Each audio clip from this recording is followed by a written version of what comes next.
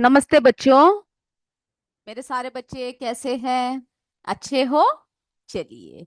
तो बच्चों, आज जो है हम लोग हमारा पदार्थ की संरचना एवं प्रकृति के अभ्यास प्रश्न करेंगे। ओके, आप लोग सब जो है अपने नोटबुक के साथ तैयार रहिएगा। प्रश्नों को जो है आपको क्या करना है, आपके किताब से लिखना है। ओके। अगर आप अभी अगर आपके पास समय नहीं है तो आप लोग जगह छोड़ सकते हो। और जिन बच्चों का हो चुका है प्रश्न उत्तर, वे बैठ के सुनिए और देखिए। ओके। चलिए। और लास्ट में जो है आपका एमसीक्यू भी होगा, तो पहले से ही अपने पेपर सब जो है एक साथ एक तरफ निकाल के रख लीजिएगा, क्योंकि मैं देखती हूँ बहुत बच्चों का पहला प्रश्न छूट जाता है ना। तो हमारे जो क्लास के बाद, यानी जो जब हम प्रश्न उत्तर करवाएंगे उसके बाद जो है आपका एमसीक्यू भी होगा, तो उसके लिए भी रेडी रहिएगा। ओके। चलिए। तो तैयार हो जाइए, शुरू करते हैं। तो बच्चों, हम लोग जो है हमारे अभ्यास प्रश्न की तरफ चल रहे हैं। तो मेरे सारे बच्चे रेडी हो जाइए। ओके। तो सबसे पहले जो है हम लोग क्या करेंगे, हम लोग जो है संक्षेप में उत्तर दीजिए। सबसे पहले क्या करते हैं, इसको हम लोग जरा लिखेंगे। ओके, संक्षेप में उत्तर दीजिए। ओके। 1 मिनट रुकिए बच्चों, जरा एक और बार शेयर करती हूँ। ओके। चलिए। तो मेरे बच्चे क्या करेंगे, सबसे पहले जो है आप किसके लिए रेडी हो जाइए, आप लोग जो है संक्षेप में उत्तर दीजिए। इसको देखने के लिए, उसको लिखने के लिए क्या करना है, आपको रेडी रहना है। ओके।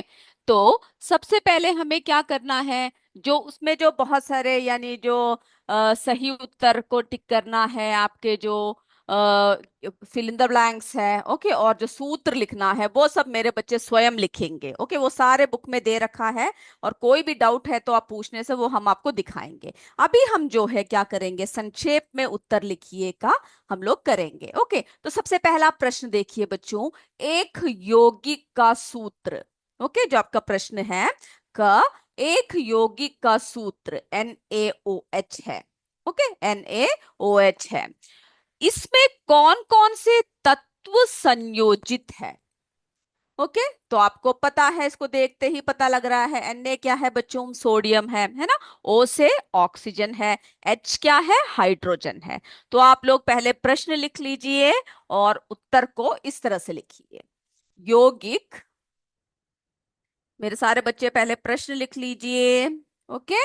और जो है उत्तर को आपको ऐसा लिखना है। प्रश्न को आप बुक में टिक कर लीजिए या बुक में से देख लीजिए, समय की अगर कमी है तो, और उत्तर शुरू कर दीजिए। यौगिक NaOH में सोडियम, ऑक्सीजन तथा हाइड्रोजन तत्व संयोजित है। लिख लीजिए।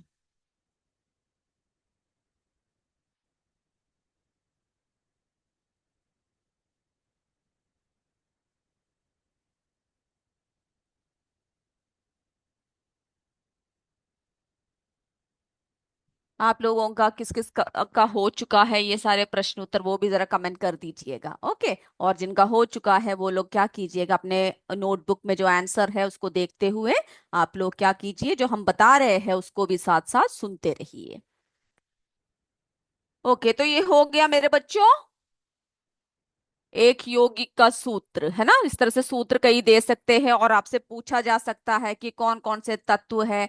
तो हमेशा क्या कीजिएगा, इन सबको जो है अच्छे से याद करते हुए जब भी एग्जाम सब होगा तो आप क्या कर सकते हो, जा सकते हो। ओके, हमारे बिखरीपुर के बच्चे बोल रहे हैं नहीं हुआ है, कानपुर के बच्चे हो चुका है। तो जल्दी लिखिए। ओके। यस, हमारे कॉम्पोजिट विद्यालय धनियालपुर, आप लोगों का हो चुका है। ये सारी जो क्वेश्चन आंसर्स है, बताइए मुझे, कमेंट करके बताइए। गुंजा मौर्य। चलिए। तो बच्चों, यस, कानपुर के बच्चों का हो चुका है। हमारी बिखरी मैम, बिखरीपुर का भी हो चुका है। वेरी गुड, यस हो गया है बोल रहे हैं। तो हम लोग आगे बढ़ रहे हैं अब। ओके। अब ये देखिए, बहुत ही सरल प्रश्न है ना। हमने आपसे जब हमने पढ़ाया था तभी भी आपसे कहा था कि ये आप लिख कर याद करोगे, तो आपने याद कर लिया होगा। तो जरा देख लेते हैं। ठोस पदार्थ किस प्रकार द्रव एवं गैसों से भिन्न है? ठोस पदार्थ किस प्रकार द्रव एवं गैसों से भिन्न है ना। प्रश्न देख लीजिए पहले, उसके बाद उत्तर की तरफ चलेंगे।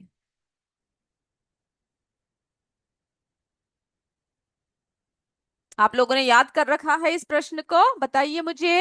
यस। हमारे किरातपुर के बच्चे जो है बहुत प्यारी तरीके से चित्र सब बनाकर भेज रहे हैं, तुलसी ने भेज रखा है, बहुत बढ़िया। ओके, चलिए। तो बच्चों, ठोस पदार्थ निम्न प्रकार से द्रव एवं गैसों से भिन्न है। तो सबसे पहले आप क्या लिखोगे? जो ठोस है, कैसे होते हैं उसके अणु?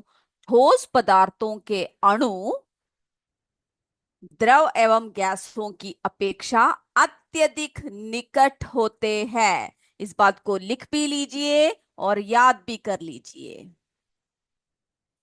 ओके, हमारा चिलबिला से भी उत्तर आ चुका है कि वहां के बच्चों का भी हो गया है। बहुत बढ़िया।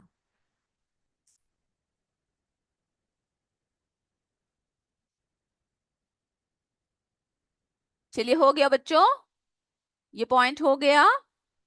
ओके। हमारे सीएस कनपटी के बच्चों ने जो है लिखकर भेज रखा है, बहुत बढ़िया। ओके, हो गया है बोल रहे हैं। तो ये पहला पॉइंट आप जल्दी से लिख लीजिए। उसके बाद जो है अगला, ठोस पदार्थों के अणुओं के बीच आकर्षण बल द्रव एवं गैसों की अपेक्षा बहुत अधिक होती है ना? इसीलिए हम लोग ठोस पदार्थों को क्या कर सकते हैं, जो है एक कहीं भी रख सकते हैं, पकड़ सकते हैं, कुछ भी कर सकते हैं। तो अणु कैसे होते हैं? बहुत निकट होते हैं। इसको आप अपने शब्दों में भी लिख सकते हो। ओके। चलिए, हमारे फटूपुर के बच्चे यस बोल रहे हैं। हमारे यूपीएस स्लिधोरा स्लिधोरा से राधा, खुशबू, और जो है हमारा जो केचंद, ओके, लिधौरा, सभी बच्चों ने जो है लिखा हुआ है यूपीएस लिधौरा के। बहुत बढ़िया। यूपीएस फटूपुर के बच्चों ने लिख रखा है, सभी ने अच्छे से लिखा हुआ है। यस, हो गया मेरे बच्चों। चलिए, ये तो मैं मेरे बिना बताए ही आप लोगों को अकेले ही लिखकर दिखा देना चाहिए। ठोस पदार्थों के अणु द्रव एवं गैसों की अपेक्षा अत्यधिक निकट होते हैं। फिर ठोस पदार्थों के अणुओं के बीच आकर्षण बल द्रव एवं गैसों की अपेक्षा बहुत अधिक होते हैं। ओके। अब अगला, ठोस पदार्थों की आकृति एवं आयतन कैसा होता है? बताइए मुझे। यस, निश्चित होता है ना? जबकि द्रव पदार्थों की आकृति निश्चित नहीं होती, आयतन निश्चित होता है। और गैस के बारे में अभी हम बताएंगे, पहले ये लिख लीजिए। ओके, उनकी आकृति और आयतन के बारे में लिखना है। आपको ये बताना है कि जो ठोस पदार्थ है वो द्रव और गैसों से कैसे भिन्न है। इसको लिखते हुए ही आपको क्या करना है बच्चों? याद करना है। पूरा हो गया बोल रहे हैं हमारे के यूपीएससी सौरा के बच्चे, बहुत बढ़िया। यूपीएस सोनबरासा, क्या हाल है? हो गया बच्चों का। ओके। सीएस कानपुर के बच्चों का हो चुका है, कि यूपीएस टिसौरा के बच्चों का हो चुका है, यूपीएस बहाव का हो चुका है। Okay, very good. कुटुपुर का हो चुका है। यूपीएस सराय के बच्चे बोल रहे हो गया है। यस। हमारे यूपीएस सिलदौरा से बच्चे बोल रहे हैं निश्चित होता है। बिल्कुल सही कह रहे हो आप। चलिए, अगले पॉइंट की तरफ बढ़े हम लोग। ओके। चलिए, अब जो है गैसों का है ना, हमने इसमें क्या बोला? ठोस पदार्थों की आकृति एवं आयतन निश्चित होता है, जबकि द्रव पदार्थों की आकृति कैसा होता है? निश्चित नहीं होता है ना, जिसमें डालो उसी का आकार ले लेता है। लेकिन आयतन जितना डालोगे उतना ही होगा, है ना? आयतन निश्चित होता है, किसका? द्रव का। और हमारे जो गैस की जब बात करते हैं, गैसों की ना तो आकृति निश्चित होती है और ना ही आयतन निश्चित होता है। चलिए, जल्दी से लिखिए। यस, हो गया बोल रहे हैं यूपीएस सराय के बच्चे, कॉम्पोजिट विद्यालय कुटुपुर के बच्चे। हमारे सीमा रावत जी बोल रहे हो गया है। Okay, composite school. हमारे गहुरा के बच्चे बोल रहे हो गया है। हमारे यूपीएस वर्तरा कला से मुस्कान, उजाला, नमन, रीमा, सभी का हो चुका है। यूपीएस वर्तरा कला के बच्चे जो मुझे लिख के दिखा रहे हैं, बहुत बढ़िया तरीके से आप लोगों ने लिखा है बच्चों। Very good. ओके, बहुत ही सुंदर हैंडराइटिंग में लिखा है।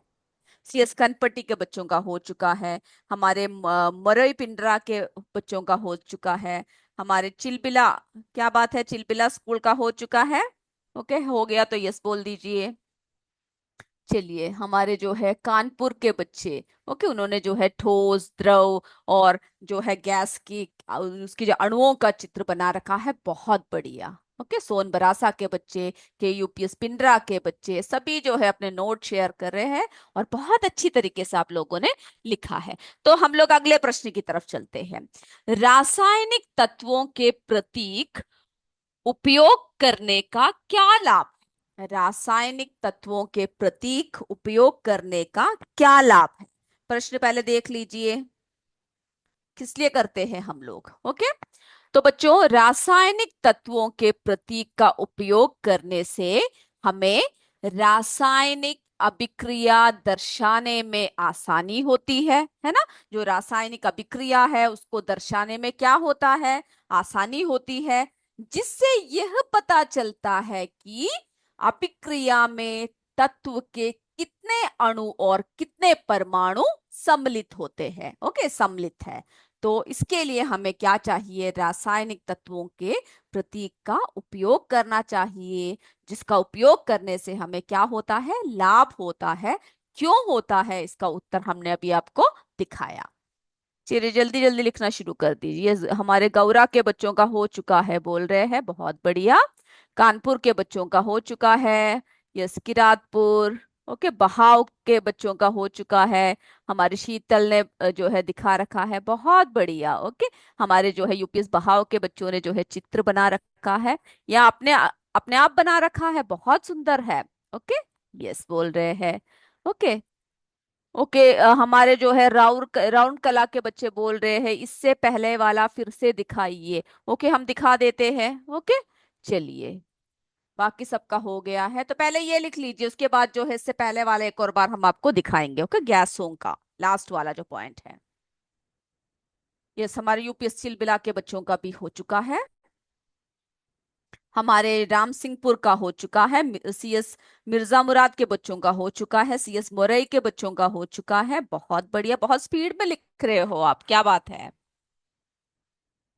यस, पीली कोटि के बच्चों का हो चुका है। ओके, तो हमें जो है इससे पहले का एक और बार दिखाने के लिए राउर कला ने बोल रखा है, तो हम जरा उसको जरा दिखा देते हैं। ओके, ये देखना है आपको, गैसों की ना तो आकृति निश्चित होती है और ना ही आयतन निश्चित होता है। एक और बार हम उस प्रश्न को दिखा देते हैं, आप जल्दी से जरा देख लीजिए। ओके, ठोस पदार्थ के किस प्रकार द्रव एवं गैसों से भिन्न है। ओके, तो पहले हमें लिखना है, कौन कौन से पॉइंट्स लिखने हैं। ठोस पदार्थ के अणु द्रव एवं गैसों की अपेक्षा अत्यधिक निकट होते हैं। राउर कला, ये हो चुका है पहला पॉइंट। ओके, अब दूसरा पॉइंट देख लीजिए। ठोस पदार्थों के अणुओं के बीच आकर्षण बल द्रव एवं गैसों की अपेक्षा बहुत अधिक होते हैं। ओके, ये है हमारा दूसरा पॉइंट। और जो तीसरा पॉइंट है, ठोस पदार्थों की आकृति एवं आयतन निश्चित होता है, जबकि द्रव पदार्थों की आकृति निश्चित नहीं होती, आयतन निश्चित होता है। और लास्ट का एक और पॉइंट है, वो हम अभी आपको दिखाएंगे, आप लिख लीजिए पहले। यस, बाकी सारे बच्चों का हो चुका है, सब मुझे जो है चित्र भेज रहे हैं, हुआ। ओके, के यूपीएस पिंडरा के बच्चों का हो चुका है। ओके, सभी बच्चों का हो चुका है, हो गया है। हमारी चक सिल्कदार बोल रहे हैं। ओके, यूपीएस सत्याबलपुर से बच्चे बोल रहे, हो चुका है। यस, हमारे जो है बच्चों ने बहुत ही सुंदर तरीके से, के यूपीएस पिंडरा के बच्चों ने लिखा हुआ है, बहुत ही प्यारे हैंडराइटिंग में लिखा है, मैं देख रही हूँ, बहुत बढ़िया। ओके, इतने साफ सुथरा आप लोग लिखते हो, बहुत ही खुशी की बात है। यस, हमारे जो है यूपीएस चिलबिला के बच्चों को अभी हो चुका है, सभी बैठ के लिख रहे हैं, देख रहे हैं। ओके, बहुत बढ़िया, बहुत खुशी होती है जब आप लोग इस तरह से एकदम से लिखते हो। चलिए, बहाव बताइए, आपका हो गया। अगला जो है, गैसों की ना तो आकृति निश्चित होती है और ना ही आयतन निश्चित होता है, लास्ट पॉइंट है ये। ओके, चलिए, तो मैं उम्मीद कर रही हूं आपका हो चुका है, अब हम लोग आगे बढ़ते हैं। ओके, चलिए, रासायनिक तत्वों के प्रतीक का उपयोग करने का क्या लाभ है, ये प्रश्न हमने आपको दिखा दिया है। आप लोगों ने लिख लिया होगा। ओके, चलिए अब जो है अगले प्रश्न की तरफ हम लोग चलते हैं। ये सभी का हो गया ना? ओके, यस बोल रहे हैं। Okay, very good. चलिए आगे बढ़ते हैं। अब देखिए बच्चों, अगला प्रश्न देखते हैं। H2 तथा 2H में क्या अंतर है? ओके, H2 तथा 2H में क्या अंतर है? तो क्या अंतर है? H2 जो यहाँ पे ऐसे लिखते हैं, उसका प्रयोग किस लिए करते हैं? H2 का प्रयोग हाइड्रोजन के एक अणु को दर्शाने के लिए होता है। ओके, क्या दर्शाने के लिए? हाइड्रोजन के एक अणु को दर्शाने के लिए होता है। जबकि 2H का प्रयोग हाइड्रोजन के दो परमाणुओं को दर्शाने के लिए होता है। ओके, जल्दी से लिख लीजिए। सबसे पहले क्या है? H2 जो हाइड्रोजन का एक अणु है उसको दर्शाने के लिए होता है, जबकि जो 2H है हाइड्रोजन के दो परमाणुओं को दर्शाने के लिए होता है। ओके, ये पढ़ाते समय ही मैंने आपको बताया था, और मुझे उम्मीद है आप लोगों ने जो है उसको भी कर लिया होगा। ओके, चलिए।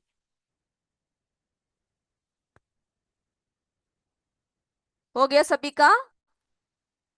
यस। हमारे जो है बच्चों ने बहुत अच्छी तरीके से पेज रखा है कि यूपीएस बर्तरा कला के बच्चों ने, अंतिमा ने, ओके, भोर कला के बच्चों ने भेज रखा है, हमारे देव ने भेजा हुआ है, खानपुर के बच्चों ने भेजा है, यूपीएस भोर कला के बच्चों ने भेज रखा है। बहुत बढ़िया। ओके, यूपीएस भोर कला से देव ने जो है अपनी नोटबुक दिखा रखा है, बहुत ही अच्छी तरीके से लिखा है। अब बच्चों अगला प्रश्न, अम्ल क्या है? ये तो आपको पता है क्या है। वो पदार्थ जो स्वाद में खट्टे होते हैं अम्ल कहलाते हैं। अम्ल वे यौगिक है जो, सबसे पहले आप ये लिखोगे स्वाद कैसा होता है। ओके, अम्ल कैसे यौगिक है? जो पानी में घुलकर, है ना, क्या आयन देते हैं? H+ आयन देते हैं, और नीले लिटमस को लाल कर देते हैं। ओके, पहले ये दोनों पॉइंट्स लिख लीजिए।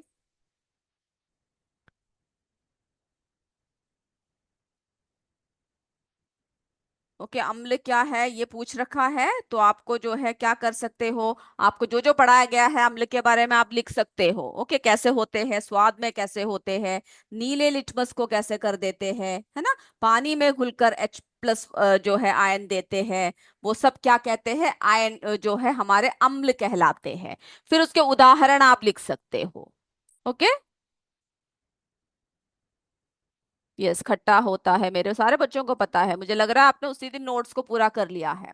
चलिए, अब जो है क्षारों से क्रिया करके लवण तथा पानी बनाते हैं। ओके, फिर उसको उदाहरण आप दे सकते हो, जैसे सल्फ्यूरिक अम्ल, हाइड्रोक्लोरिक अम्ल तथा नाइट्रिक अम्ल आदि क्या है? अम्लों के उदाहरण है।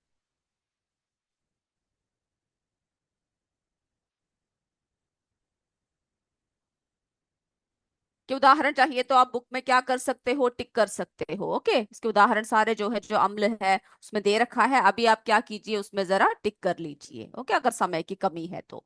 कॉम्पोजिट विद्यालय कुटुपुर के बच्चे सब जवाब दे रहे हैं, लाल कर देता है, बिल्कुल सही। ओके, चलिए अब अगला जो है उससे भी सिंपल प्रश्न है, सूचक किसे कहते हैं? किन्हीं दो सूचक के नाम लिखिए। आप कोई भी सूचक लिख सकते हो, तथा अम्ल और क्षार का इन पर क्या प्रभाव पड़ता है लिखिए। ओके, तो अम्ल एवं क्षारक की पहचान करने के लिए हम विशेष प्रकार के पदार्थों का उपयोग कर सकते हैं या करते हैं, जिसको हम लोग क्या कहते हैं बच्चों? सूचक कहते हैं। ओके, इसको आप अपने ही भाषा में लिख सकते हो किसे कहते हैं, पहले समझ लीजिए क्या है, उसके हिसाब से आप लोग क्या कर सकते हो, लिख सकते हो। और दो जो सूचक है उनके नाम कौन कौन से हैं? लिटमस पेपर एवं गुड़हल की पंखुड़ियां। ओके। और ये कैसे कैसे जो है रंग बदलता है, इन सूचकों को अम्लीय या क्षारीय पदार्थों में मिलाने से क्या होता है, इनका जो है रंग बदल जाता है। ओके। और इसी प्रकार गुड़हल की पंखुड़ियां अम्लीय विलयनों को गहरा गुलाबी और क्षारीय विलयनों को हरा कर देता है। तो आपको क्या करना है, ये जो है जाकर लिखना है। ओके, कि सूचक क्या होते हैं, कौन कौन से रंग में बदलते हैं, ये सारे आप जो है मुझे उम्मीद है लिख चुके हो। ओके। चलिए, अब बच्चों जो है अगला पूछ रखा है, निम्नलिखित में से अम्ल, क्षार और लवण के उदाहरण। वो आप लोगों को स्वयं करना है। ओके। जो है नींबू का रस, ये सारे उदाहरण पूछ रखा है। तो इसमें अम्ल कौन सा है, बुक में टिक कर लीजिए। नींबू का रस, सिरका, इमली का रस अम्ल है। क्षार कौन सा है, भुजा, जो बुझा हुआ चूना है, जिंक ऑक्साइड है, वो सब क्षार के उदाहरण है। लवण देखिए, कॉस्टिक सोडा, कैल्शियम सल्फेट, नमक, मैग्नीशियम क्लोराइड। ओके, ये सब जो है आपको क्या करना है, किताब में ही टिक करना है। तो बच्चों अभी हम लोग क्या करते हैं, अभी जो है हमारे एमसीक्यू की तरफ चलते हैं। मेरे बच्चे जल्दी से तैयार हो जाइए एमसीक्यू के लिए। ओके, अपने पेपर को हाथ में ले लीजिए, अभी हम आपको एमसीक्यू जो है दिखाएंगे। चलिए, चलिए बच्चों, पहला प्रश्न देखिए। पहला प्रश्न देखिए, अम्ल एवं क्षारक की पहचान करने के लिए हम जिस विशेष पदार्थ का उपयोग करते हैं उसे क्या कहते हैं? ए रोचक, बी सूचक, सी सूचना। अम्ल एवं क्षारक की जो पहचान करते हैं उसको हम लोग क्या कहते हैं? ओके, जल्दी से लिखिए, आंसर वन लिखिए, और ए बी सी जो भी उत्तर है उसे जल्दी से लिख लीजिए। अब कोई ये नहीं कहना कि पहला छूट गया, हो गया ना मेरे बच्चों का? यस। कमेंट बॉक्स में कोई कमेंट मत कीजिए, आंसर्स लिखना है। दूसरा प्रश्न देखिए बच्चों, नीला लिटमस पेपर अम्ल में डुबोने डुबोने से कौन सा रंग में बदल जाता है? जो नीला लिटमस पेपर है, अम्ल में डुबोने से कौन सा रंग में बदल जाता है? ए हरा, बी पीला, सी लाल।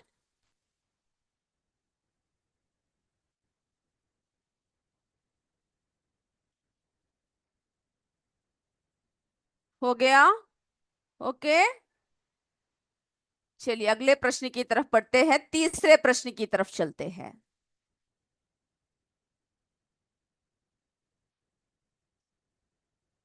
यस बोल रहे हैं तो हम आगे बढ़ रहे हैं। ओके।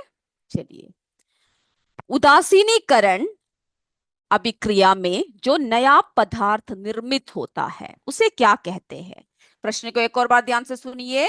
उदासीनीकरण अभिक्रिया में जो नया पदार्थ निर्मित होता है उसे क्या कहते हैं? ए लवण, बी श्रावण, सी उदास। और आंसर्स को कमेंट बॉक्स में अभी मत लिखिए, बच्चों की लिखने की बारी है। तो बच्चे जो है लिखेंगे, जब हम आपसे बोलेंगे तभी आप क्या करोगे, उत्तर मुझे दोगे, ये बात आप सबको पता है।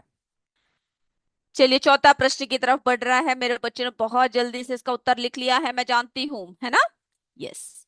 चौथा प्रश्न देखिए बच्चों, इसमें से या फिर इनमें से, ओके, इसमें या फिर आप क्या कर सकते हो, इनमें से कोई भी आप लिख सकते हो। ओके, इसमें से कौन प्रबल अम्ल है? इसमें से प्रबल अम्ल जो है, जो प्रबल अम्ल है वो कौन सा है? ए साइट्रिक अम्ल, बी नाइट्रिक अम्ल, सी एसिडिक अम्ल। जो बहुत ही प्रबल होता है।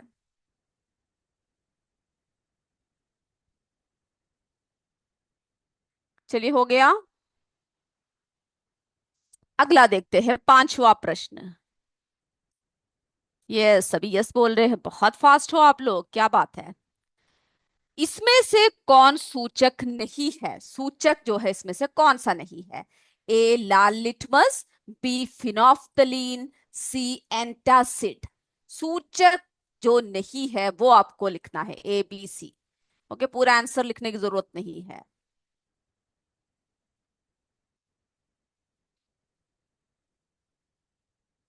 चलिए अब हम लोग जो है हमारा छठवां प्रश्न की तरफ चलते हैं, सिक्स क्वेश्चन की तरफ बढ़ते हैं।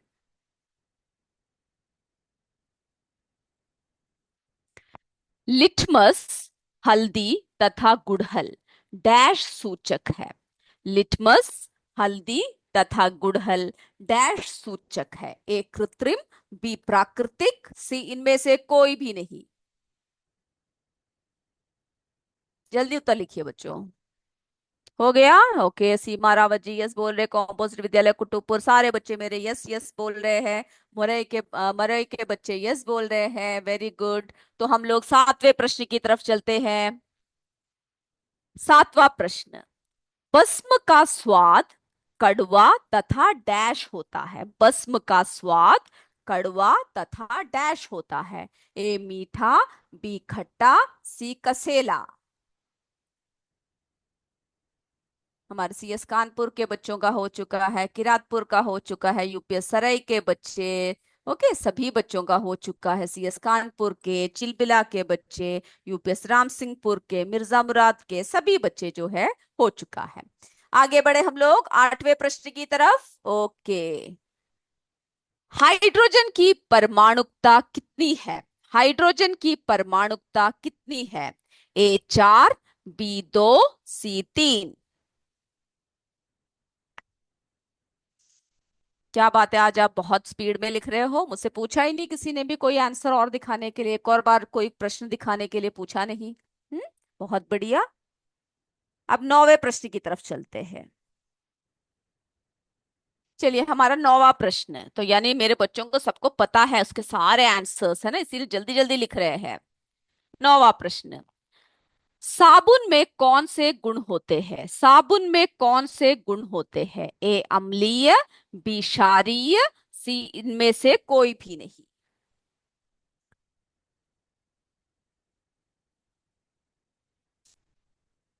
चलिए, हो गया। अब हम 10वें प्रश्न की तरफ बढ़ेंगे। जल्दी से नौवा प्रश्न का नंबर डालिए और जो ए बी सी जो भी सही है वो लिख लीजिए, ए बी सी इस तरफ लिखना काफी है। अब हमारा 10वां प्रश्न। सोडियम क्लोराइड में कौन कौन से तत्व सम्मिलित है? सोडियम क्लोराइड में कौन कौन से तत्व सम्मिलित है? A sodium chlorine, B calcium oxygen, C sodium sulphur. तो इसमें कौन कौन से तत्व सम्मिलित है वो जो है आपको क्या करना है, आपको लिखना है। यस, हमारे यूपीएस सराय के बच्चों का हो चुका है, सीएस कुरु के बच्चों का हो चुका है। अब मैं ये भी देखूंगी मेरे बच्चे मुझे जवाब क्या देते हैं, ओके मुझे वो भी देखना है। चलिए, तो अब हम लोग क्या करते हैं, हमारे जो है उत्तर की तरफ हम लोग चलते हैं। ओके, उत्तर की तरफ चलते हैं। तो सारे बच्चे अपने आप को अनम्यूट कर लीजिए, सर प्लीज अनम्यूट देम। धन्यवाद बच्चों, थैंक यू चलो सर।